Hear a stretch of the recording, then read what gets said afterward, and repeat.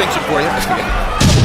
Down goes Ortiz on a perfect... El knockout más sucio del boxeo. La noche que Ortiz y Berto se destruyeron. ¿Qué pasaría si te dijera que una de las peleas más brutales de la historia del boxeo terminó con acusaciones de drogas, traiciones y un escándalo que casi destruye carreras? La noche del 16 de abril de 2011, dos gladiadores modernos se enfrentaron en Connecticut, y lo que el mundo presenció no fue solo una pelea, fue una masacre mutua que dejó sangre en la lona, récords destrozados y una controversia que explotaría un año después cuando uno de ellos fue atrapado haciendo trampa. Pero aquí está el giro. El que dio positivo por esteroides no fue quien todos pensaban. Esta es la historia de cómo Víctor Ortiz y André Berto protagonizaron la guerra más violenta del año, con Floyd Mayweather observando desde primera fila como un emperador decidiendo quién sería su próxima víctima. Mientras los golpes llovían, los cuerpos caían y las acusaciones volaban. Quédate hasta el final porque lo que descubrirás sobre el pesaje,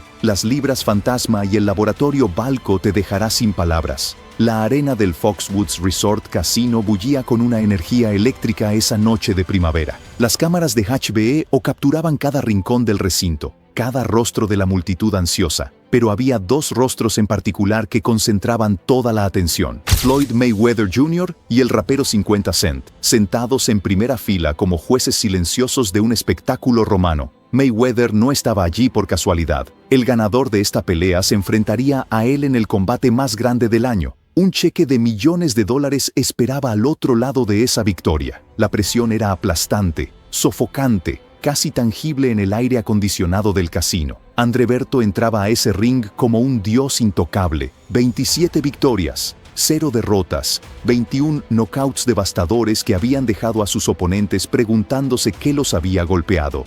The Beast, la bestia, así lo llamaban, y el apodo no era casualidad. Acababa de destrozar a Freddy Hernández en un solo round apenas meses antes. Un espectáculo de poder brutal que había tomado apenas 2 minutos y 7 segundos. El cinturón del CMB brillaba en su vitrina, esperando su sexta defensa exitosa. A sus 27 años, Berto estaba en la cima absoluta de su carrera, considerado por muchos como el futuro del peso welter. Su equipo había aceptado una condición inusual para esta pelea: pelear en un catchweight de 146 libras, 1 libra por debajo del límite de la división, para acomodar al retador que subía de peso. Era un gesto de confianza, casi de arrogancia. Berto pesaba 145 libras y media en el pesaje oficial, luciendo definido, hambriento, listo para devorar a quien se pusiera enfrente. Pero del otro lado del ring esperaba un hombre con algo que demostrar. Víctor Ortiz, 24 años,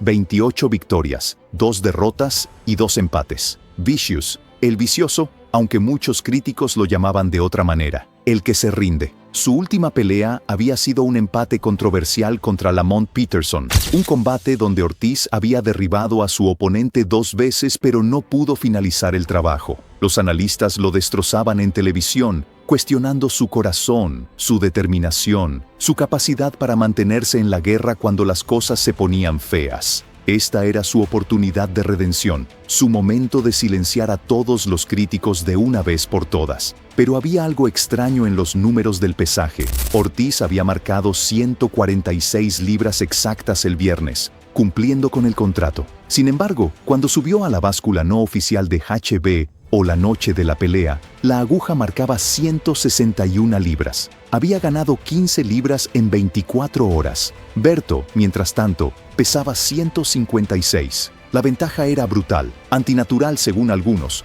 pero perfectamente legal. La campana sonó y el infierno se desató de inmediato. Ortiz no venía a boxear con elegancia ni a estudiar a su oponente. Vino a la guerra total desde el primer segundo. Sus puños volaban en combinaciones salvajes, presionando a Berto contra las cuerdas, negándole espacio para respirar, para pensar, para establecer su propio ritmo. Y entonces sucedió. Apenas 90 segundos dentro del primer round, Ortiz conectó una combinación demoledora, un gancho seguido de un recto que atravesó la guardia del campeón como si fuera papel mojado. André Berto, el invicto, la bestia, cayó sobre una rodilla. Sus ojos mostraban sorpresa, dolor, incredulidad. La multitud explotó. Mayweather se inclinó hacia adelante en su asiento. Esto no estaba en el guión que nadie había escrito. Pero Berto no era campeón por casualidad. Se levantó con la furia de un animal herido, sacudió la cabeza y comenzó a devolver fuego. Sin embargo, había otro problema. Sangre comenzaba a brotar del cuero cabelludo de Ortiz.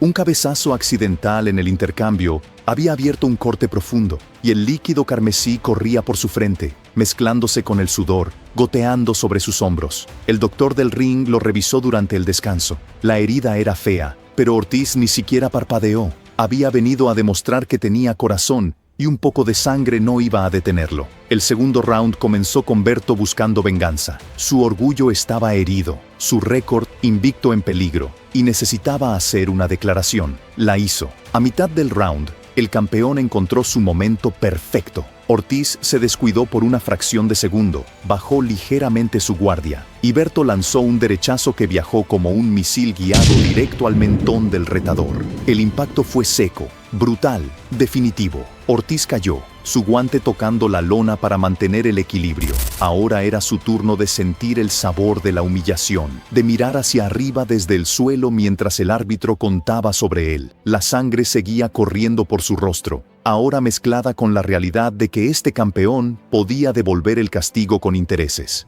Pero algo extraordinario sucedió. Ortiz se levantó con una determinación que nadie había visto en él antes. Los críticos que decían que se rendía bajo presión estaban a punto de recibir la lección de sus vidas. Los siguientes 3 rounds fueron una exhibición de presión implacable. Ortiz perseguía a Berto como un hombre poseído, lanzando combinaciones al cuerpo que hacían que el campeón se doblara, ganchos a la cabeza que giraban su cuello, rectos que lo empujaban hacia atrás una y otra vez. Berto intentaba responder, conectaba golpes limpios pero no podía mantener el ritmo. Era como intentar apagar un incendio forestal con un vaso de agua. Los rounds 3, 4 y 5 fueron claramente de Ortiz, y para el final del quinto, la cara de Berto comenzaba a mostrar el daño acumulado. Y entonces llegó el sexto round, el momento que definiría esta pelea como algo legendario. 2 minutos dentro del asalto, Ortiz cometió un error fatal. Bajó su mano izquierda. No fue un descuido pequeño, fue un regalo envuelto para un boxeador del calibre de Berto.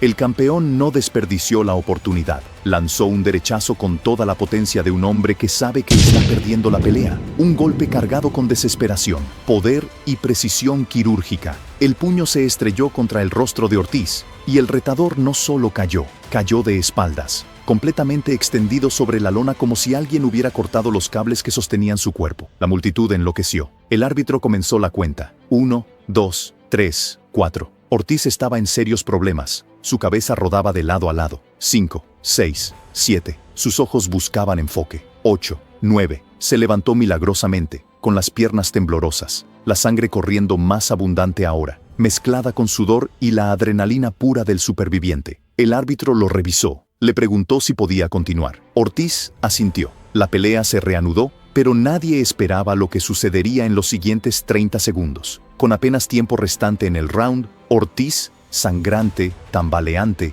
aparentemente derrotado, encontró reservas de poder que ni siquiera él sabía que tenía. Presionó a Berto contra las cuerdas y lanzó un gancho de izquierda corto, compacto, perfecto. El golpe conectó limpio en la mandíbula del campeón. Andre Berto, quien segundos antes había enviado a su rival a la lona, ahora caía él mismo. Sus piernas se doblaron y tocó la lona justo cuando sonaba la campana del final del round. 2 knockdowns en el mismo round. La arena era un manicomio de gritos, incredulidad y emoción descontrolada. Mayweather en primera fila mostraba una sonrisa. Esto era lo que había venido a ver. Sangre, drama, 2 guerreros destruyéndose mutuamente. Quienquiera que ganara esta batalla llegaría a su pelea dañado, vulnerable, listo para ser diseccionado por el mejor boxeador técnico del planeta. Los siguientes rounds se convirtieron en una demostración de voluntad contra voluntad. Berto seguía peleando, lanzando combinaciones, intentando recuperar el control, pero la energía se le escapaba como arena entre los dedos. Ortiz, por otro lado, parecía alimentarse del dolor. Cada vez que Berto lo golpeaba,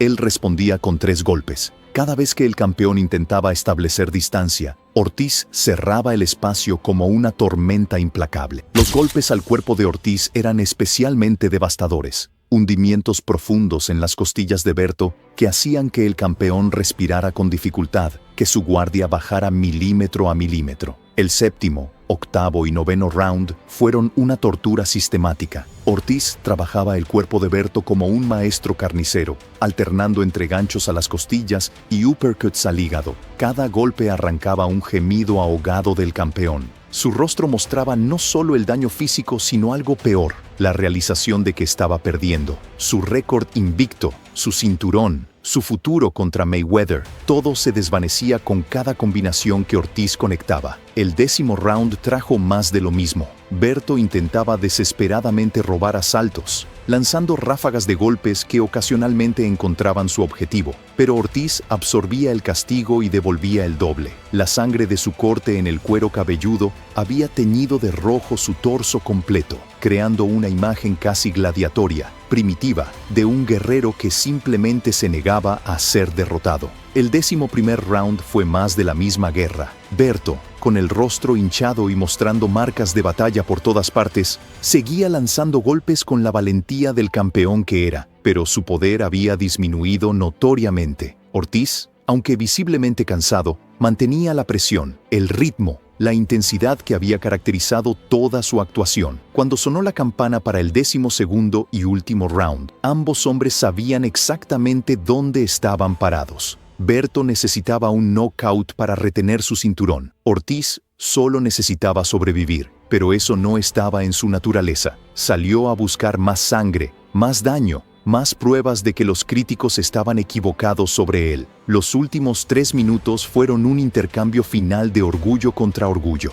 Berto lanzaba con todo lo que le quedaba, conectando golpes limpios que en cualquier otra pelea habrían sido significativos. Pero Ortiz ya no sentía dolor. Su rostro era una máscara de sangre y determinación. Respondía a cada golpe de Berto con combinaciones salvajes que mantenían al campeón a la defensiva. Los últimos 30 segundos, ambos guerreros se pararon en el centro del ring y simplemente intercambiaron golpes. Ninguno dispuesto a dar un paso atrás, ninguno dispuesto a mostrar debilidad. La campana final sonó y ambos boxeadores se abrazaron. Un momento de respeto mutuo entre dos hombres que acababan de atravesar el infierno juntos. Pero solo uno sería declarado ganador. Las tarjetas de los jueces fueron leídas. Decisión unánime para Víctor Ortiz, nuevo campeón mundial del CMB. El hombre al que llamaban cobarde acababa de arrebatarle el invicto al campeón más temido de la división en una de las peleas más brutales que el boxeo había visto en años. Andre Berto, devastado, sangrante y derrotado por primera vez en su carrera, haría declaraciones explosivas después de la pelea. Acusó a Ortiz de usar esteroides, de que era imposible que alguien peleara con esa intensidad durante 12 rounds sin ayuda química. Las acusaciones provocaron un escándalo inmediato, pero Ortiz las negó rotundamente. Pasó todas las pruebas post-pelea y dejó claro que su victoria fue legítima. La ironía del destino llegaría un año después. Cuando programaron la revancha para 2012, fue Andre Berto quien dio positivo por esteroides. La pelea fue cancelada. El escándalo explotó. El mismo hombre que había acusado a Ortiz de hacer trampa fue atrapado haciendo exactamente eso. Para empeorar las cosas, Berto había contratado como su nutricionista a Víctor Conte, el infame cerebro detrás del laboratorio Balco, el mayor escándalo de dopaje en la historia del deporte estadounidense. Ortiz se rió amargamente cuando supo la noticia, declarando en entrevistas: «Le hubiera comprado sus esteroides yo mismo y peleado con él de todos modos».